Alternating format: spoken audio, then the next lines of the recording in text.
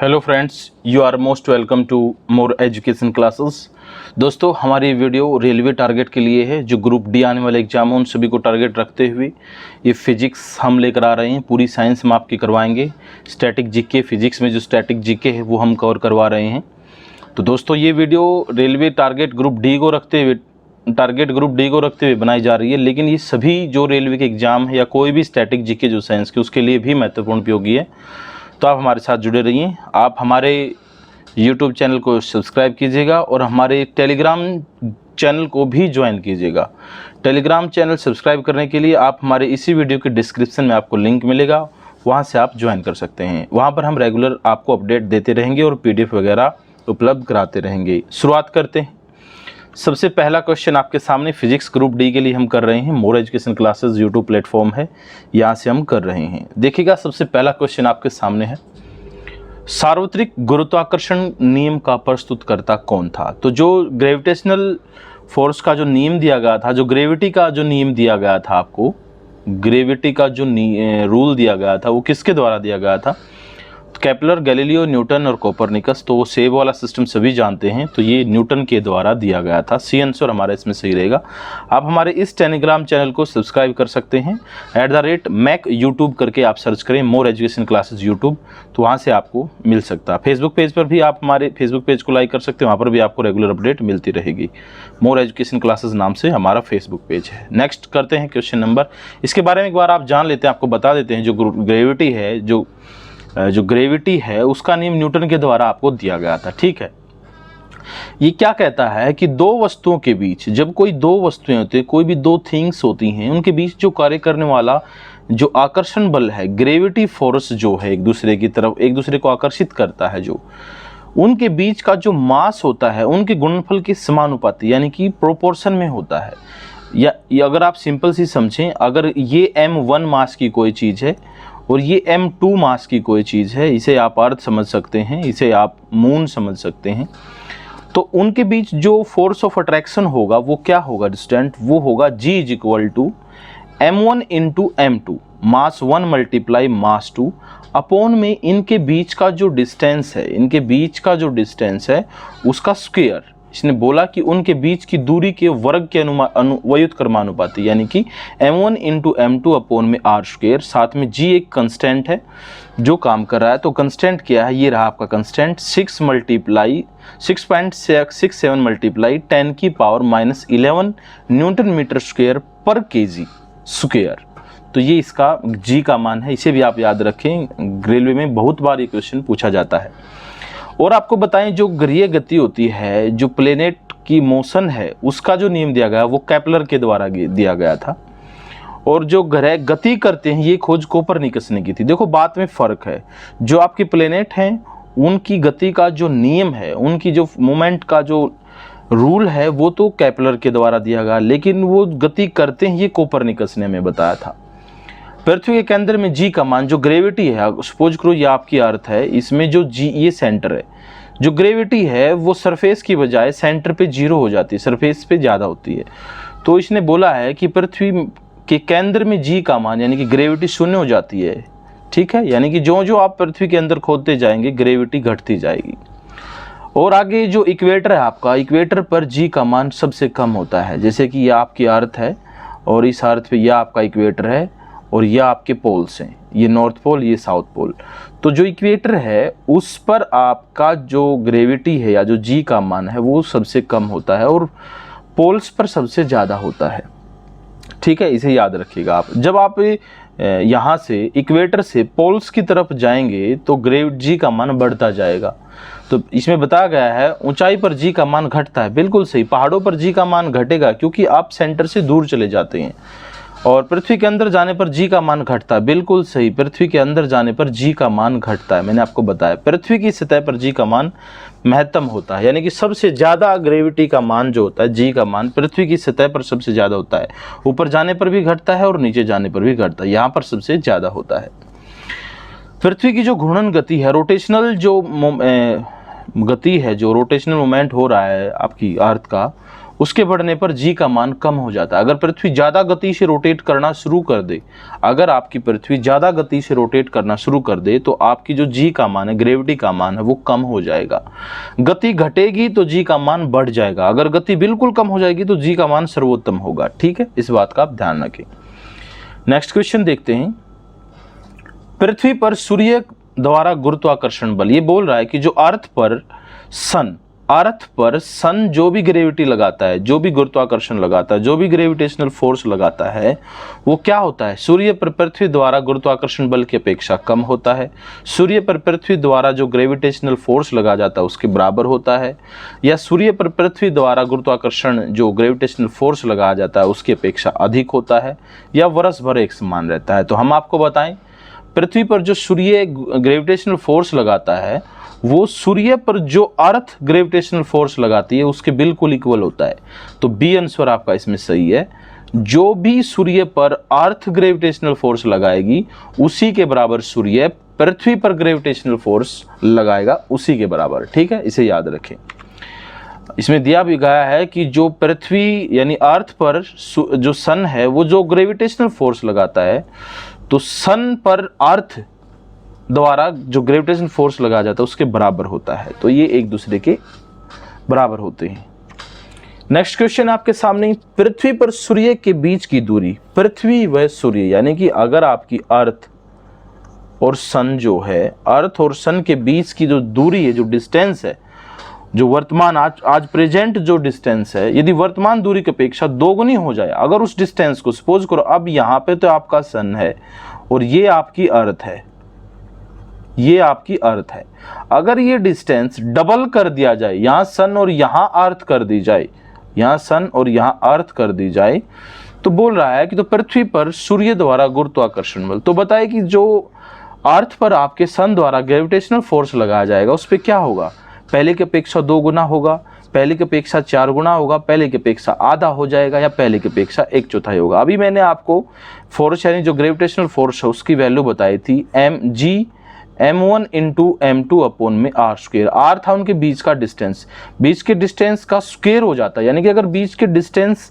Double कर दिया तो जो आपका फोर्स है वो 4 गुना हो जाएगा, पहले की अपेक्षा 4 गुना हो जाएगा, 1/4 हो जाएगा। स्टूडेंट, थर्ड क्वेश्चन का आपका आंसर रहेगा सॉरी, आप मेरी बात को समझे ध्यान से, ये उल्टा होता है, अगर डिस्टेंस बढ़ेगा तो वो घटेगा, 4 गुना कम हो जाएगा, ग्रेविटेशनल फोर्स बढ़ेगा नहीं, 4 गुना यानी 1/4 हो जाएगा, 1/4 हो जाएगा, ये याद रखना है। यानी कि डिस्टेंस आपने डबल किया तो 1/r² किया ना आपने मल्टीप्लाई में, तो 1/डबल किया है तो 2 का स्क्वायर करो तो 1/4 हो जाएगा, 1/4 हो जाएगा वो, तो पहले की अपेक्षा 1/4 हो जाएगा वो। नेक्स्ट क्वेश्चन देखते हैं, इसकी एक्सप्लेनेशन दी गई है कि अगर अर्थ और सन के बीच का जो डिस्टेंस है वो डबल कर दिया जाता है तो जो ग्रेविटेशनल फोर्स का न्यूटन का जो नियम है उसके अनुसार पहले की अपेक्षा 1/4 हो जाएगा। और नियम मैंने आपको बता भी दिया है, F = G, यानी कि इसके तो डायरेक्ट प्रोपोर्शन होता है मास और मास 1 मास 2 के डायरेक्टली प्रोपोर्शन, लेकिन उसके डिस्टेंस के स्क्वायर के इनवर्सली प्रोपोर्शन में होता है, ये आप याद रखेंगे। नेक्स्ट क्वेश्चन की तरफ चलते हैं।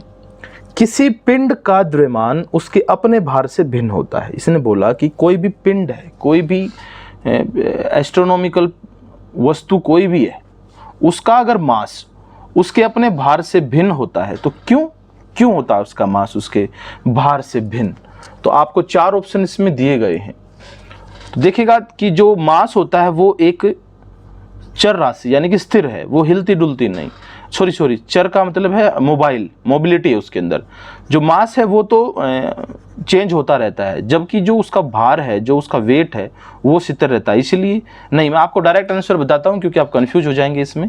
अगर किसी भी एस्ट्रोनॉमिकल कोई भी आपके पास थिंग है, कोई स्टेशनरी चीज़ है, उसके द्रव्यमान उसके अपने भार से भिन्न होता है। क्यों होता है? क्योंकि जो भी पदार्थ है, वो जो भी मटेरियल है, उसका मापक द्रव्यमान है, उसकी मात्रा, उसकी अगर क्वांटिटी मापनी है, पदार्थ मापना है, मास, तो वो उसका मापक द्रव्यमान है, उसका मापक मास है। किंतु भार एक बल है डिस्टेंट, ये चेंज होता है। समझ में आई? इसका आंसर डी रहेगा आपका। अगर किसी पिंड का द्रव्यमान उसके अपने भार से भिन्न होता है क्योंकि पदार्थ की मात्रा का मापक द्रव्यमान है। लेकिन भार भिन्न रहेगा, क्योंकि द्रव्यमान से उसका भार नहीं मापते हम, भार तो ग्रेविटी पे डिपेंड करता है। ठीक है, नेक्स्ट क्वेश्चन देखते हैं। किसी पिंड का भार यानी किसी भी चीज का, किसी भी स्टेशनरी थिंग का भार जो होता है वो क्या होता है स्टूडेंट? पृथ्वी पर सभी स्थानों पर एक जैसा होता है, ध्रुवों पर अधिकतम होता है, विषुवत रेखा पर अधिकतम होता है, मैदानों की अपेक्षा पहाड़ों पर अधिक होता है। तो किसी भी चीज का भार जो है वो ध्रुवों पर अधिकतम होता है, पोल्स पर मैक्सिमम होता है, पोल्स पर मैक्सिमम होता है स्टूडेंट, मैक्सिमम, तो पोल्स पर मैक्सिमम होता है। नेक्स्ट क्वेश्चन की तरफ चलते हैं। जो विषुवत रेखा है, इक्वेटर जो बोला गया है, इक्वेटर जो है उसकी अपेक्षा ध्रुवों पर पिंड का भार अधिक क्यों होता है, ये पूछा गया है ना। क्योंकि ध्रुवों पर पृथ्वी की जो रोटेशनल गति जो है, रोटेशनल स्पीड जो है वो सबसे ज्यादा है, या फिर विषुवत रेखा पर जो इक्वेटर है उस पर अर्थ की जो रोटेशनल स्पीड है वो सबसे ज्यादा है, या फिर ध्रुवों पर हिम टॉप के कारण आकर्षण बल अधिक होता है, या उपरोक्त में से कोई भी पूर्ण स्पष्टीकरण नहीं है। तो इसका आपका आंसर रहेगा क्वेश्चन नंबर 6 का डी। इसमें कोई भी स्पष्टीकरण नहीं है। मैं आपको बता देता हूं, अगर आप अर्थ को देखते हैं तो आपको अर्थ ऐसे दिखाई देगी, थोड़ी सी चपटी, ठीक है, ऐसे। तो यहाँ पे उसका सेंटर है, ये उसका सेंटर, भीतर की तरफ समझें इसे, आप 3D में एज्यूम करें। तो जो पोल्स होते हैं ना, यहां पर जो रेडियस होती है और जो रेडियस आपकी इक्वेटर के पास होती है, पोल्स की रेडियस छोटी होती है, इक्वेटर की रेडियस बड़ी होती है। तो इस यही कारण है कि जो रेडियस है, अगर हम जितना सेंटर के पास जाएंगे पृथ्वी की सतह पर, उतना ज्यादा जो है ग्रेविटी, जी का मान बढ़ेगा, यानी कि भार बढ़ेगा हमारा। ठीक है, जी का मान बढ़ने से मतलब है भार बढ़ना। लेकिन इक्वेटर पर डिस्टेंस जो है सेंटर से वो सबसे ज्यादा होता है, इसीलिए वहां पर भार सबसे कम होता है। इसके बारे में एक्सप्लेनेशन भी दी गई है कि जो इक्वेटर होता है उसकी अपेक्षा जो आपके पोल्स हैं उन पर भार अधिक होता है, क्योंकि जो आर रेडियस है ना, जो पृथ्वी की रेडियस है, जो अर्थ की त्रिज्या है, उसके कारण ऐसा होता है। वो मैंने आपको एक्सप्लेनेशन दे दी है। अगर बड़ा करके अगर आप चाहते हैं आपको बताया जाए तो ऐसे समझे आप इसे। ये आपके अर्थ है, थोड़ा सा 3D शेप क्रिएट कर लेते हैं अर्थ की। तो 3D शेप में हम अगर देखें तो ये आपकी इक्वेटर है, ठीक है, और ये आपका अंदर की तरफ सेंटर है। यहां से इक्वेटर का डिस्टेंस और यहां से इक्वेटर का डिस्टेंस, ये पोल्स हैं आपके, ये पोल्स हैं, आप ऐसे एज्यूम कर सकते हैं अर्थ को आप। ये आपके रेखाएं हैं जो लॉन्गिट्यूडनल और दूसरी जो रेखाएं होती हैं देशांतर और दूसरी जो अक्षांश रेखा होती हैं उनके बारे में बताया गया। तो यहाँ पर जो रेडियस है वो इक्वेटर पे सबसे ज़्यादा, लेकिन पोल्स पे सबसे कम है। तो पोल्स पे सबसे ज़्यादा भार होगा, यानी कि जी का मान ज़्यादा होगा, लेकिन इक्वेटर पर जी का मान मिनिमम होगा, कम से कम। ठीक है, चलिए नेक्स्ट क्वेश्चन की तरफ। किसी भी पिंड का भार उत्तरी ध्रुव, यानी कि जो आपका कोई भी थिंग है, स्टेशनरी चीज़ कोई भी है, उसका जो वेट है वो नॉर्थ पोल और जो विषुवत रेखा यानी इक्वेटर है उस पर क्रमशः WP व WE है। इसने बोला कि सपोज करो ये आपका कोई अर्थ है, ये आपका नॉर्थ पोल है, ठीक है, ये आपका साउथ पोल है और ये आपकी इक्वेटर है। इसने बोला कि आपका जो भार है वो उत्तरी ध्रुव और विषुवत रेखा पर, यहाँ पर तो आपका भार WP है और यहाँ पर आपका भार WE है। ये कहता है कि अगर पृथ्वी घूमना बंद कर दे, अगर उसका रोटेशन रुक जाए, पृथ्वी का घूर्णन रुक जाए, तो क्या होगा?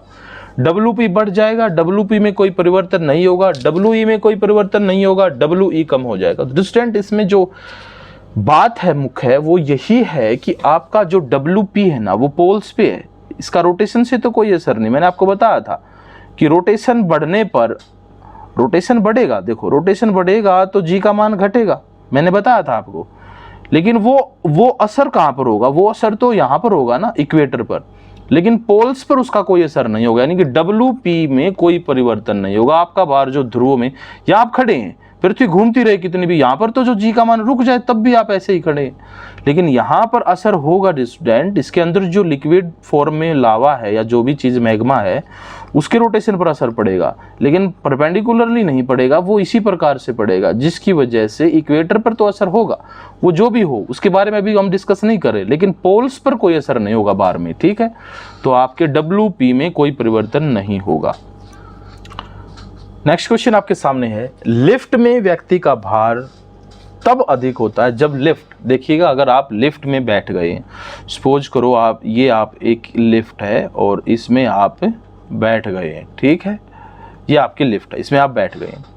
जब लिफ्ट ऊपर की तरफ जाती है तो आप ऐसा फील करते हैं कि आप नीचे दबाव फील करते हैं, लेकिन आप ऊपर से जब नीचे लिफ्ट आती है तो आप हल्का फील करते हैं, है ना। जब ऊपर से नीचे जाती है तो हल्का फील करते हैं, लेकिन नीचे से ऊपर जाती है तो आप भारी फील करेंगे। तो इसीलिए जो लिफ्ट होती है उसमें जो व्यक्ति का वेट होता है वो तब अधिक होता है जब लिफ्ट नीचे से ऊपर जाती है। तो इसमें नीचे से ऊपर अगर एक स्पीड से ऊपर जाएगी तो भी असर नहीं होगा। भार कब फील होगा? जब रेगुलर एक्सेलरेशन होगा, यहाँ 2 की स्पीड से, यहाँ 3 की से, यहाँ 4 की से, जब एक्सेलरेशन रेगुलर होगा, यानी कि जब एक समान वेग से, एक समान से नहीं, ऊपर की ओर त्वरण से गमन करे, सी अनुस्वर आपका होगा। त्वरण होता है एक्सेलरेशन, यानी कि ऊपर की ओर एक्सेलरेशन से जाए कोई चीज, तो तब हम कहेंगे कि उसमें हमारा भार ज्यादा होगा। अगर एक ही स्पीड से ऊपर जाएगी तो हम एक बार भार फील करके फिर नहीं फील करते, लेकिन रेगुलर नीचे से कम स्पीड में गई, ऊपर जाती जाती बहुत ज्यादा स्पीड में चली गई है, तो जिसकी बदौलत ऐसा हो रहा है। चलिएगा नेक्स्ट क्वेश्चन की तरफ। किसी पिंड को, किसी भी चीज जो है, कोई भी थिंग है, उसको अगर अर्थ से मून पर ले जाया जाए तो उससे क्या होगा? अगर किसी चीज को पृथ्वी से चंद्रमा पर ले जाते हैं तो क्या होगा? उसके द्रव्यमान, यानी द्रव्यमान का मीनिंग मास होता है डिस्टेंट, उसके मास भिन्न होगा किंतु भार वही रहेगा। उसका द्रव्यमान व भार दोनों भिन्न हो जाएंगे। उसका द्रव्यमान वही रहेगा किंतु भार भिन्न हो जाएगा। उसका द्रव्यमान यानी उसका मास व भार दोनों पूर्ववत रहेंगे। तो इसका आंसर हमारा सी रहेगा। उसका द्रव्यमान यानी उसका मास तो वही रहेगा, लेकिन उसके वेट अलग हो जाएगा। ऐसा क्यों डिस्टेंट? सुनो ध्यान से। मास एक कांस्टेंट थिंग, ये चेंज नहीं होती, ये किसी चीज का मात्रा बताती है, ठीक है। वेट जो है कांस्टेंट नहीं है, चेंज होता है ड्यू टू ग्रेविटी। ग्रेविटी की वजह से चेंज होता है भार में, ठीक है। तो अगर आप अर्थ से मून पे जाएंगे तो आपके भार में अंतर होगा, क्योंकि हमारी पृथ्वी का जो जी का मान है और जो चंद्रमा का जी का मान है उसमें 1/6 का अंतर है।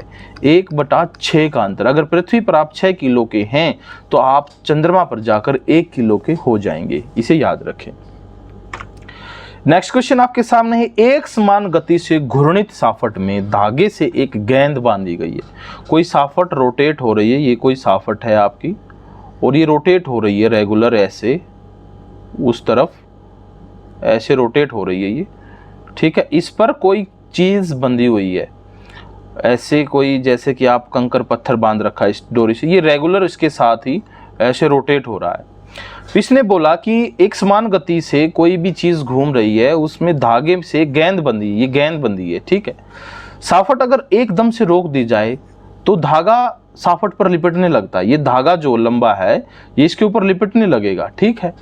और गेंद का कोणीय वेग, तो जो गेंद का कोणीय वेग है, सपोज करो यहाँ पर जो गेंद आएगी, ये जो कोणीय वेग है, इस पर क्या असर पड़ेगा? ये बढ़ जाएगा, घट जाएगा, स्थिर रहेगा, शून्य होगा। आप क्या करें, आप अपने हाथ में कोई चीज लेके ऐसे धागे से बांध के रोटेट करें और फिर अपनी उंगली को आगे कर दें, वो उंगली को लिपटता जाएगा, उंगली से लिपटता जाएगा वो चीज। और एक बात का ध्यान रखें, जैसे जैसे उंगली से लिपटेगा और जैसे जैसे लिपटेगा तो उसके साइज छोटा होता जाएगा, उसकी स्पीड बढ़ेगी, तो वो जो कोणीय वेग है वो बढ़ जाएगा। एक्चुअली कोणीय वेग को आप W से डिनोट करते हैं, एंगुलर, मैं बोल देता हूं एंगुलर मोमेंटम। एंगुलर मोमेंटम को कोणीय वेग हिंदी में बोलते हैं, W से डिनोट होता है। ये किसके बराबर होता है? θ/t, एंगल बटे में टाइम टेकन, ठीक है। तो ये इसके बराबर होता है। और आपको पता है एक जो स्ट्रेट लाइन में जो एंगुलर मोमेंटम होता है, एक स्ट्रेट मोमेंटम होता है जो रेखीय वेग बोलते हैं, जिसको हिंदी में रेखीय वेग, वो किसके बराबर होता है डिस्टेंट? एक्चुअली वो होता है आपका W मल्टीप्लाई में जो वेग होता है ना आपका, ये एंगुलर वेग है ना, और मल्टीप्लाई में डिस्टेंट, यहाँ पर क्या आएगा आपके एक्सप्लेनेशन में देखते हैं, R डिस्टेंट, त्रिज्या, रेडियस, ये देखो ये धागे की रेडियस, ये जो धागा ना इसकी रेडियस आएगी, तो ये होगा आपका वेग यानी कि एंगुलर मोमेंटम मल्टीप्लाई में रेडियस, इसके बराबर होता है रेखीय वेग। तो इसे आप याद रख सकते हैं, मैंने आपको बताया कि जो कोणीय वेग होता है W से डिनोट करते हैं, थीटा बटे टाइम होता है, इसका जो माप होता है कोणीय वेग एंगुलर मोमेंटम को यूनिट जो होती है SI वो होती है रेडियन पर सेकेंड, रेडियन पर सेकेंड। कोणीय वेग मल्टीप्लाई त्रिज्या यानी कि V, यानी V किससे डिनोट किया, रेखीय वेग यानी कि स्ट्रेट मोमेंटम बराबर होता है एंगुलर मोमेंटम मल्टीप्लाई में रेडियस। ठीक है, इसे आप याद रखें। और जो W की वैल्यू है वो ये आपके सामने है, थीटा बटे टाइम टेकन। नेक्स्ट क्वेश्चन आपके सामने है, एक गोल पीपे को खींच कर ले जाने की अपेक्षा लुढ़काना सुगम होता है। ये बोलता है कि कोई गोल पीपा है आपके पास, उसको आप खींच के ले जाएं तो वो स्लिप होता जाएगा, स्लिप, घिसरता घिसरता जिसको बोलते हैं, वो जो खींच कर ले जाएं तो स्लिप होकर जाएगा, उसके अपेक्षा लुढ़काना सुगम होता है। लुढ़का कर अगर उसको हम रोटेट करके ले जाएंगे तो वो रोलिंग करके ले जाएंगे तो वो आसान होता है। ऐसा क्यों होता है? खींचने पर पीपे का संपूर्ण भार कार्यरत होता है। सर्पी घर्षण की तुलना यानी कि जो स्लाइडिंग फ्रैक्शन है उसकी तुलना में, उसके कंपेयर में जो लोटनिक घर्षण यानी जिसे रोलिंग फ्रिक्शन बोलते हैं वो कम होता है। खींचते समय पीपे की सतह का अधिक क्षेत्रफल सड़क के संपर्क में होता है। या उपरोक्त के अलावा कई अन्य कारण हैं। तो स्टूडेंट इसका आंसर बी रहेगा आपका। जो स्लाइडिंग फ्रैक्शन है यानी कि अगर कोई ये सरफेस है और यहाँ पर कोई चीज़ रखी है, ठीक है, इसको आप यहाँ से पकड़ के खींच के ले जाते हैं, ठीक है स्टूडेंट। सपोज करो ये ड्राम है रोटेट की, ये ऐसे ड्राम है, ठीक है, इसको आप खींच के ले जाते हैं तो यहाँ पर ज़्यादा फ्रिक्शन होगा डिस्टेंट, स्लाइडिंग फ्रैक्शन का जो वैल्यू होगी वो ज़्यादा होगी। अगर आप इसे लेटा लेते हैं ऐसे और रोटेट करके ले जाते हैं तो ये जो होता है इसमें इसका फ्रिक्शन बिल्कुल भी नहीं होगा, ना के बराबर कम फ्रिक्शन होगा। तो इसीलिए रोलिंग फ्रिक्शन कम होता है किसकी बजाय, स्लाइडिंग फ्रिक्शन की बजाय। इसमें एक बात बताई गई है, डिटेल बताई गई है कि जब दो वस्तु एक दूसरे के संपर्क में रहें तो उनके बीच एक बल काम करता है। यानी कोई भी चीज़ मेज़ पे रखी है, आप चेयर पे बैठे हैं, आप नीचे क्यों नहीं गिर रहे हैं, तो फ्रिक्शन की वजह से आप सतह पर किसकी वजह से चल पा रहे हैं, फ्रिक्शन के, आपके पैर और ज़मीन के बीच में जो फ्रिक्शन है उसकी वजह से आप आगे बढ़ रहे हैं। अगर ये फ्रिक्शन ना हो तो आप फिसल के वहीं पर रुक जाएंगे, गिर जाएंगे, ऐसा होगा, समझे। जिसके कारण वस्तु के गति में विरोध होता है, इस बल को घर्षण बल कहते हैं। ठीक है, इसको हम जो है घर्षण बल कहते हैं, फ्रिक्शन फोर्स बोलते हैं। जो फ्रिक्शन फोर्स है वह वस्तु की दिशा के विपरीत होता है। सपोज करो अगर आप किसी चीज़ को उस साइड रोटेट कर रहे हैं तो फ्रिक्शन फोर्स उस साइड लग रहा है, उस साइड अगर आप किसी चीज़ को फोर्स करके इस साइड धकेल रहे हैं तो फ्रिक्शन फोर्स इसके अपोजिट लग रहा है। जैसे आप ब्रेक लगाते हैं तो फ्रिक्शन फोर्स आगे की बजाय पीछे की तरफ काम करता है। इसमें बताया कि जब कोई वस्तु किसी धरातल पर सरकती है यानी उसे आप खींचते हैं तो वो सरकती है, तो वैसी स्थिति से लगे घर्षण को सर्पी घर्षण, स्लाइडिंग फ्रैक्शन बोलते हैं। अगर आप उसको घिसरा के बोलते हैं ना, खिसकाते हैं, ऐसे धकेलते हैं, अगर आप वो बोलते हैं स्लाइडिंग फ्रिक्शन। अगर आप उसके लुढ़काते हैं, जैसे रोटेट करते हैं ऐसे गिरा के, तो उसमें उसको बोलते हैं लोटनिक फ्रिक्शन यानी कि रोलिंग फ्रिक्शन, रोलिंग फ्रिक्शन। ठीक है, वो रोलिंग फ्रिक्शन होता है। तो रोलिंग फ्रिक्शन सबसे कम फ्रिक्शन होता है, यानी कि रोटेट करके कोई चीज़ जाए तो वो सबसे कम फ्रिक्शन होता है, उसमें जो फ्रिक्शन का फोर्स जो होता है वो सबसे कम होता है, उसकी वैल्यू सबसे कम होती है। नेक्स्ट क्वेश्चन है, जल से भरे गिलास के नीचे दबे कागज को, अगर आपका ये कोई गिलास है सपोज करो, ठीक है, ये आपका कोई गिलास है,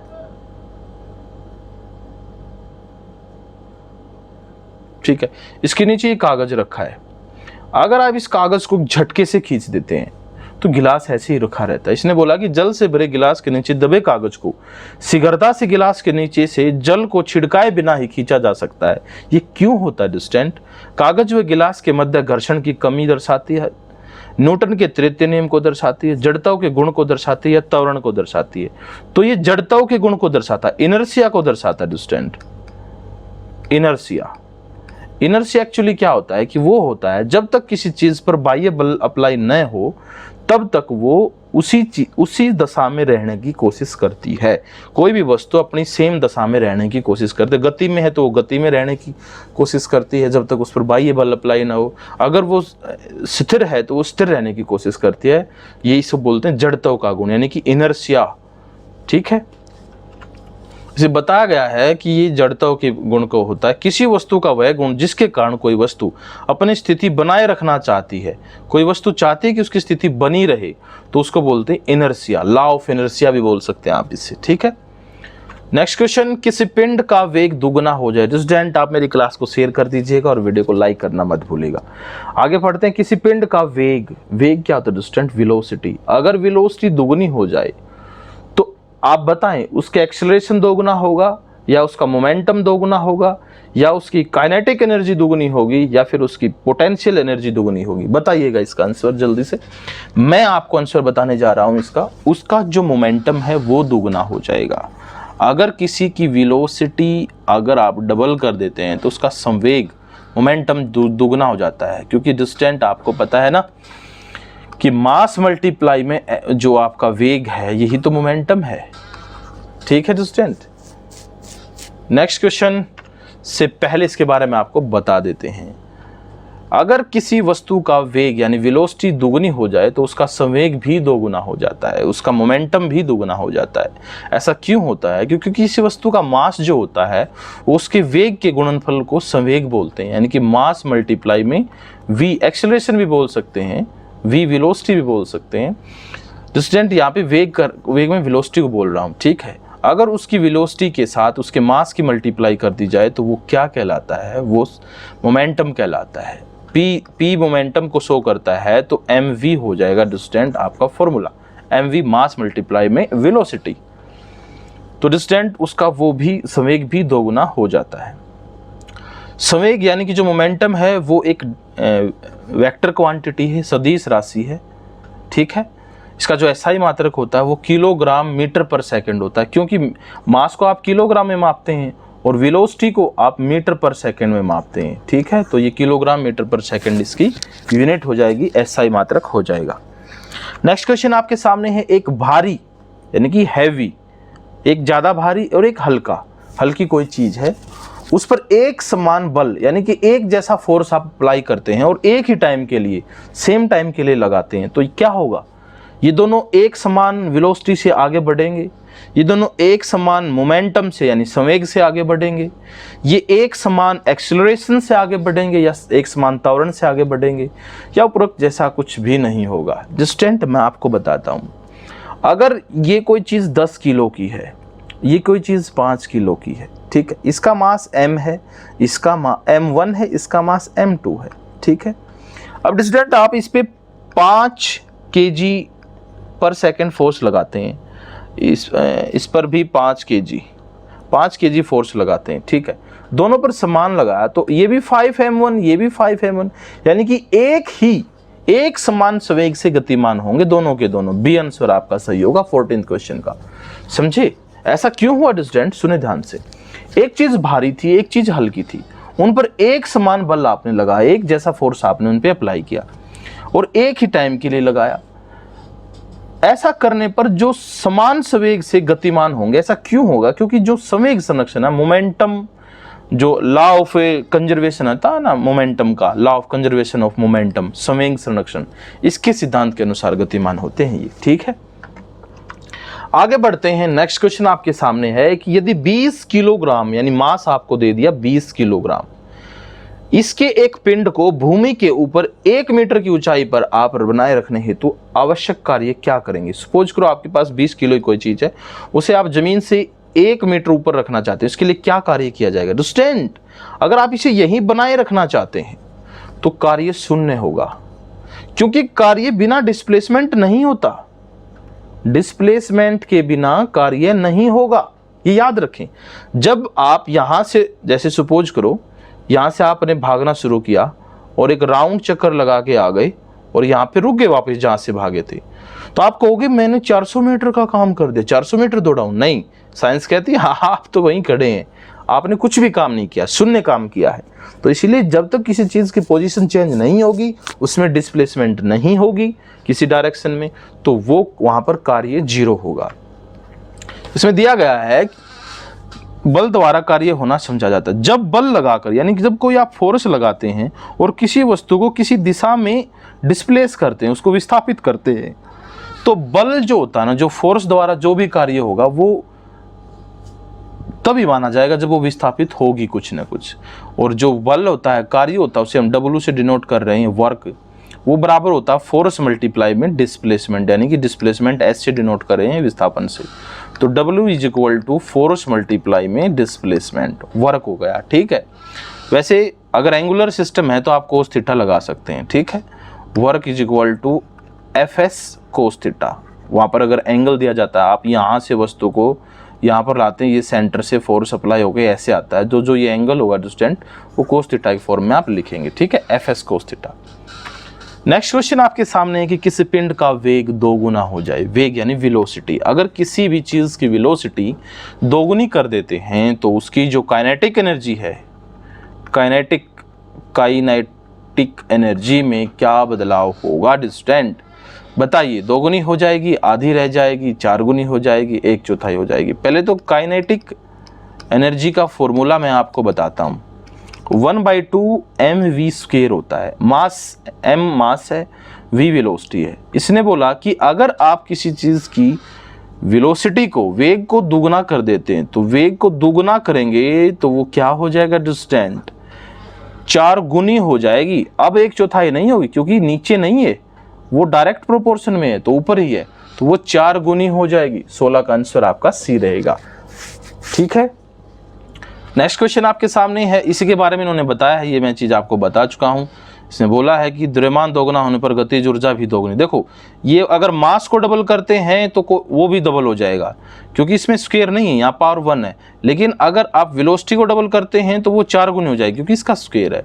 इसने बोला है संवेग यानी मोमेंटम होने पर गतिज ऊर्जा 4 गुना हो जाती है। मोमेंटम को अगर आप दुगुना कर देते हैं तो गतिज ऊर्जा 4 गुनी हो जाएगी। मोमेंटम क्या होता है? m और v, mv है, तो v अगर डबल हो जाएगा तो स्क्वायर हो जाएगा, अंडरस्टैंड? तो वो 4 गुना हो जाएगा, याद रखना। नेक्स्ट क्वेश्चन, घड़ी में चाबी भरने की प्रक्रिया। घड़ी में देखो, ये कोई एक स्प्रिंग होता है घड़ी में, अगर आप, ये खुला हुआ स्प्रिंग है, ठीक है, अगर आप इसको चाबी भरते हैं तो ये थोड़ा सा संकीर्ण होकर बिल्कुल छोटा हो जाता है। तो इसमें एक स्प्रिंग की स्थिति हुई है, ये ड्यू टू पोजीशन है, इसकी अवस्था में चेंज हुआ है, इसकी फिजिकली जो बॉडी में चेंज हुआ है, तो ये ड्यू टू पोटेंशियल एनर्जी होता है। ठीक है, तो इसने बोला कि घड़ी की में चाबी भरने की प्रक्रिया में घड़ी में क्या होता है, तो डिस्टेंट पोटेंशियल एनर्जी को इंग्लिश में बोलते हैं स्थितिज ऊर्जा। ड्यू टू पोजीशन जो होती है, पोजीशन में बदलाव होने से स्थितिज ऊर्जा संग्रहित होती है। तो आपका डी आंसर इसमें सही रहेगा, स्थितिज ऊर्जा संग्रहित होगी, पोटेंशियल एनर्जी। नेक्स्ट क्वेश्चन की तरफ बढ़ते हैं। इसी में इनके बारे में बताया गया है, जो पोटेंशियल एनर्जी का फॉर्मूला है Q इज इक्वल टू, वो होता है mgh, मास, h height, g gravity, g का मान। ठीक है, कोई भी तनी हुई गुलेल, जैसे गुलेल को खींचते हैं तो उसमें भी आपकी पोटेंशियल एनर्जी है। छड़ी की कमान है, छत पर खड़ा बालक है, पहाड़ पर जमा पानी है। क्योंकि ड्यू टू पोजीशन कोई भी एनर्जी होती है तो वो क्या होती है? पोटेंशियल एनर्जी होती है। जैसे कि बांध होता है ना, बांध होता है, जैसे बांध में पानी आता है, एक साइड ऐसे पानी आने की जगह होती है यहाँ से, तो उस साइड बहुत सारा पानी है, वो ड्यू टू पोजीशन है डिस्टेंट। ठीक है, यहाँ से पानी आएगा तो काइनेटिक एनर्जी को आप चेंज करेंगे, सॉरी पोटेंशियल एनर्जी है ये, यहाँ पे पोटेंशियल एनर्जी को चेंज करेंगे, उसको एक आप गति देंगे तो काइनेटिक एनर्जी में चेंज करेंगे। ठीक है, शिथिल आलम से लटके एक लंबे धागे से बंधा एक छोटा पदार्थ इधर उधर झूल रहा हो तो पदार्थ को स्थितिज ऊर्जा दोलन के मध्य में अधिकतम होगी, गतिज ऊर्जा दोलन के बीच अधिकतम होगी, स्थितिज ऊर्जा हमेशा गतिज ऊर्जा के बराबर होगी, स्थितिज व गतिज ऊर्जा का कुल योग दोलन के मध्य में अधिकतम होगा। डिस्टेंस सुनिए ध्यान से, यहाँ पर आप कोई भी इधर उधर झूल रहा है, क्या कोई लटके एक लंबे धागे से बंधा एक छोटा पदार्थ, ये कोई पदार्थ है, ये यहाँ पे बंधा हुआ इस धागे से, ये एक बार उस साइड घूम के जा रहा है, यहाँ पे आ रहा है, फिर उस साइड जा रहा है, ऐसे जा रहा है, ठीक है। जब ये यहाँ पर पहुंचता है तो इसकी पोजीशन सबसे हाईएस्ट जब होती है, रुक के जब ये वापस जाना शुरू करता है, वहां पर पोटेंशियल एनर्जी पोजीशन की वजह से हुई ना, जब ये रुक जाता है कहीं पे, वापस जाने के लिए तैयार है, तो इसमें एनर्जी भरी हुई है, पोटेंशियल एनर्जी। तो जब ये रुकता है बिल्कुल यहाँ से घूमते हुए यहाँ पर एट किसी पॉइंट पे, पोटेंशियल एनर्जी सबसे ज्यादा होती है। और लेकिन काइनेटिक एनर्जी, सपोज करो काइनेटिक एनर्जी जो होती है वो जीरो होती है डिस्टेंट। काइनेटिक एनर्जी सपोज क्या करना होती है, जब यहाँ पर आएगा ये मूवमेंट नहीं करेगा, किसी पोजीशन पे जाके यहाँ पे रुकेगा, तो पोटेंशियल एनर्जी जो होगी वो आपकी मैक्सिमम होगी, लेकिन काइनेटिक एनर्जी जीरो होगी। लेकिन जब ये ऐसे जाएगा तो पोटेंशियल एनर्जी काइनेटिक एनर्जी में चलती जाएगी, बदलती जाएगी। और यहाँ पर आने के बाद, बिल्कुल मिड पॉइंट में आने के बाद, आपकी पोटेंशियल एनर्जी तो जीरो हो जाएगी, लेकिन काइनेटिक एनर्जी सबसे ज्यादा होगी, गतिज ऊर्जा सबसे ज्यादा होगी। वापिस जाते जाते काइनेटिक एनर्जी घटती जाएगी और पोटेंशियल एनर्जी फिर बढ़ती चली जाएगी। यहाँ पर पोटेंशियल एनर्जी सबसे ज्यादा हो जाएगी, काइनेटिक एनर्जी जीरो हो जाएगी। इसके हर पॉइंट पर काइनेटिक एनर्जी और पोटेंशियल एनर्जी का जोड़ एक समान रहता है। अगर पोटेंशियल एनर्जी घटेगी तो काइनेटिक बढ़ती है, और काइनेटिक घटेगी तो पोटेंशियल बढ़ती है। तो इसीलिए ये तो एक समान रहता है, काइनेटिक और पोटेंशियल एनर्जी का योग। हमारा आंसर यही बना कि जो मिड पॉइंट है ना बीच में, यहां पर काइनेटिक एनर्जी सबसे ज्यादा होगी। तो बी आंसर आपका इसमें सही है। गतिज ऊर्जा जो काइनेटिक एनर्जी है वो इसके दोलन के बीच अधिकतम होती है, सबसे ज्यादा होती है। नेक्स्ट क्वेश्चन है, पहाड़ पर चढ़ते समय व्यक्ति आगे झुकता है। पहाड़ पर जब कोई व्यक्ति चढ़ता है तो आगे झुकता है। स्टूडेंट जैसे ही आप, ये आपका पहाड़ है, आप ऊपर जा रहे हैं ऐसे, तो आप थोड़ा सा आगे की तरफ झुकेंगे ऐसे, ठीक है। ऐसा क्यों करेंगे स्टूडेंट? ताकि जो आपका सेंटर ऑफ ग्रेविटी है ना वो बिल्कुल यहाँ बना रहे, ताकि आप गिरे नहीं। अगर आप बिल्कुल ऐसे खड़े हो जाएं, सपोज करो ऐसे खड़े हो जाए, तो सेंटर ऑफ ग्रेविटी यहाँ होगा, आप पीछे की तरफ गिर जाएंगे, समझे।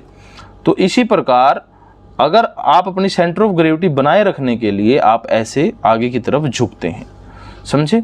तो इसने बताया कि पहाड़ पर चढ़ते समय व्यक्ति आगे झुकता है, जिससे स्थिरता में वृद्धि होती है। डी आंसर इसमें सही रहेगा आपका, इससे आपकी स्थिरता में वृद्धि होगी, ठीक है। नेक्स्ट क्वेश्चन देखिएगा, क्वेश्चन नंबर, इसी में बताया गया है कि किसी वस्तु का गुरुत्व केंद्र या गुरुत्व केंद्र, जो ग्रेविटेशनल सेंटर जो बोल रहा हूं मैं, ग्रेविटी सेंटर, वह बिंदु है जहां वस्तु का समस्त भार कार्य करता है। किसी भी चीज का जो वेट है वो कार्य करता है, ठीक है, उसे आप ग्रेविटेशनल सेंटर बोलते हैं। जैसे कि आप खड़े हैं तो आपका, जैसे कि आप ऐसे खड़े हैं तो आपका जो सेंटर ऑफ ग्रेविटी बिल्कुल पॉइंट आपके पैरों पर है, आपके पैरों के बीच में है। लेकिन अगर आप पहाड़ पर चढ़ रहे हैं, पहाड़ पर चढ़ते समय तो जो आपकी सेंटर ऑफ ग्रेविटी है वो आपके पैरों के बीच नहीं है, पैरों से थोड़ा आगे, ताकि आप पीछे ना गिरें, ऐसे है, समझे। चलिए नेक्स्ट क्वेश्चन की तरफ। भूस्थिर, भूस्थिर होता है जियो स्टेशनरी, जो सैटेलाइट होते हैं स्टूडेंट, जियो स्टेशनरी बोलते हैं, भूस्थित या तुल्यकालिक, यानी कि जो पृथ्वी के साथ साथ रोटेट करते हैं। यहाँ पृथ्वी है सपोज करो, और ये इंडिया है, और यहाँ पे आपका सैटेलाइट है बिल्कुल सीध में, ऐसे घूमती है पृथ्वी, तो सैटेलाइट भी साथ साथ घूमे, इसको बोलते हैं जियो स्टेशनरी सैटेलाइट। इसका जो घूर्णन का आवर्त काल है, यानी कि जो इसका रोटेशनल टाइम वो कितना होता है, जो पृथ्वी के साथ ही घूमता है तो 24 घंटे होता है डिस्टेंट। ए आंसर इसका आपका बिल्कुल सही रहेगा, 24 घंटे में रोटेट करते हैं जियो स्टेशनरी सैटेलाइट, समझे। चलो क्वेश्चन नंबर 21 आपके सामने है। परिक्रमारत अंतरिक्ष यान से एक सेब या कोई पिंड या कोई भी चीज बाहर छोड़ दी जाए, जो अंतरिक्ष यान पृथ्वी के चारों ओर घूम रहा है, उसके साथ कोई चीज बाहर छोड़ दी जाती है उस यान से, तो क्या होगा? पृथ्वी की ओर गिरेगा, यान के साथ ही उसी वेग से आगे की तरफ गमन करेगा, अधिक वेग से गमन करेगा या कम वेग से गमन करेगा। डिस्टेंट, ये आपका जियो, ये आपकी अर्थ है, ठीक है। यहां पर हमारा कोई सैटेलाइट इसके चारों तरफ रोटेट कर रहा है, ठीक है, ऐसे ये रोटेट कर रहा है बिना किसी फोर्स से बाहर, तो कोई ग्रेविटेशनल फोर्स काम नहीं करता। तो यहाँ पर अगर आपने कोई चीज बाहर छोड़ दी है तो वो उसी वेग से इसके साथ ही रोटेट करेगी डिस्टेंट, समझे। क्योंकि जब तक इसके ऊपर कोई बाह्य फोर्स अप्लाई नहीं होगा तब तक ये उसी चीज, उसी ड्यू टू इनर्शिया ये उसी वेग से, उसी मोमेंट से, उसी वेलोसिटी से आगे बढ़ेगी। तो आंसर हमारा बी रहेगा, यान के साथ ही उसी वेग से आगे गमन करेगा। नेक्स्ट क्वेश्चन आपके सामने है, समुद्र के पानी का घनत्व बढ़ता जाता है जैसे जैसे। स्टूडेंट समुद्र का जो पानी होता है उसमें आपको पता है सोडियम क्लोराइड सबसे ज़्यादा होता है, जिसकी वजह से उसका घनत्व बढ़ता जाता है। तो बताइएगा कि उसका और भी घनत्व बढ़ता है जैसे जैसे गहराई व खारापन घटता है। नहीं, गहराई कम और खारापन में वृद्धि होती है, गहराई तथा खारापन कम होता है, गहराई व खारापन दोनों में वृद्धि होती है। तो स्टूडेंट डी आंसर आपका सही रहेगा। गहराई व खारापन दोनों में अगर वृद्धि होती है तो उसका घनत्व बढ़ता है, समुद्र के पानी का घनत्व बढ़ता है। ठीक है। नदी में तैरता जलयान जब समुद्र में जाता है तो यह, तो स्टूडेंट अगर सपोज करो ये आपका समुद्र है, ठीक है, और ये कोई नदी आके इस समुद्र में मिलने वाली है, वहां से इसमें कोई एक यान तैर रहा है, ठीक है, यान कहो आप, समुद्री जहाज कहो, इसमें कोई यान इसमें तैर रहा है और वो इसकी तरफ आ रहा है। जैसे जैसे ये समुद्र के पानी में आएगा तो ये थोड़ा सा ऊपर उठ जाएगा। स्टूडेंट थोड़ा सा ऊपर उठ जाता है। ए आंसर बिल्कुल से। ऐसा क्यों होता है? क्योंकि जो नदी के पानी का घनत्व है, जो नदी के पानी का घनत्व है वो समुद्र के पानी के घनत्व से कम होता है, यानी कि समुद्र के पानी का घनत्व ज़्यादा है, इसीलिए वो थोड़ा सा ऊपर उठ जाता है। घनत्व आप समझते हैं ना, डेंसिटी, जो डेंसिटी होती है नदी के पानी की, जो डेंसिटी है वो कम है किसके पानी की बजाय, समुद्र के पानी की डेंसिटी की बजाय, यानी कि समुद्र के पानी की डेंसिटी सबसे ज़्यादा है, इसीलिए वो यान थोड़ा सा ऊपर उठ जाता है। समझे? ये लिखा हुआ है कि क्योंकि नदी के पानी के घनत्व की अपेक्षा समुद्र के पानी का घनत्व अधिक होता है। इस्पात की गेंद पारे पर तैरती है। स्टूडेंट इसकी पूरी पीडीएफ आपको हमारे इस टेलीग्राम चैनल में मिलेगी, आपको ये पीडीएफ मिल जाएगी आपकी पूरी की पूरी, और टेंशन ना ले, आपको एक एक चीज क्लियर कराएंगे। इस्पात की गेंद पारे पर तैरती है। इस्पात यानी कोई भी इस्पात है, कोई भी मेटल है, वो पारे पर तैरती है, यानी इस्पात स्पेशली तो लोहे का जो इस्पात होता है स्टूडेंट, उसकी बात की जा रही, कच्चा लोहा बोल सकते हैं, उसकी गेंद पारे पर तैरती है। ऐसा क्यों होता है स्टूडेंट? कोई चीज़ किसी चीज़ पर तब तैरेगी जब उसका जो घनत्व है उसी की वजह से ना। तो इसमें बोला गया है कि पारा सभी धात्विक गेंदों को अपने में नहीं डुबोने देता, ये ऐसा कोई रीजन नहीं है। पारा द्रव रूपी एक धातु ही है, नहीं ऐसा कुछ नहीं है। इस्पात की अपेक्षा पारे का घनत्व अधिक है, ये आंसर आपका सही है। इस्पात की अपेक्षा पारे का घनत्व अधिक होता है दोस्तों, इसका रीजन यही है। नेक्स्ट क्वेश्चन आपके सामने, अत्यधिक ऊंचाई पर उड़ रहे वायुयान के अंदर जो दाब होता है, जो वायु दाब होता है, वो बाह्य दाब के समान ही होता है, या फिर वायु पंपों की सहायता से सामान्य दाब बनाए रखा जाता है, या फिर बाहर की अपेक्षा कम दाब होता है, या सामान्य आर्द्रता तथा आंशिक निर्वात बनाए रखा जाता है। तो आपका आंसर बी रहेगा, वायु पंपों की सहायता से सामान्य दाब बनाए रखा जाता है। अगर वायु दाब ज़्यादा हो जाता है तो भी आपको दिक्कत होगी, कम हो जाता है तो भी आपकी जो सरफेस है, आपकी स्किन है, वो फट जाएगी। ठीक है दोस्तों, तो आज के लिए इस वीडियो में इतना ही काफ़ी करते हैं। हमारी वीडियो देखने के लिए आपका धन्यवाद। आप हमारे YouTube चैनल को सब्सक्राइब करना मत भूलिएगा, और इस चैनल को भी, इसी वीडियो के डिस्क्रिप्शन में आपको इस चैनल का लिंक मिलेगा, उसे आप सब्सक्राइब कर लीजिएगा, और आपको रेगुलर PDF वगैरह प्रोवाइड करवाते रहेंगे। नेक्स्ट वीडियो जल्दी लेकर आ रहे हैं। धन्यवाद साथियों।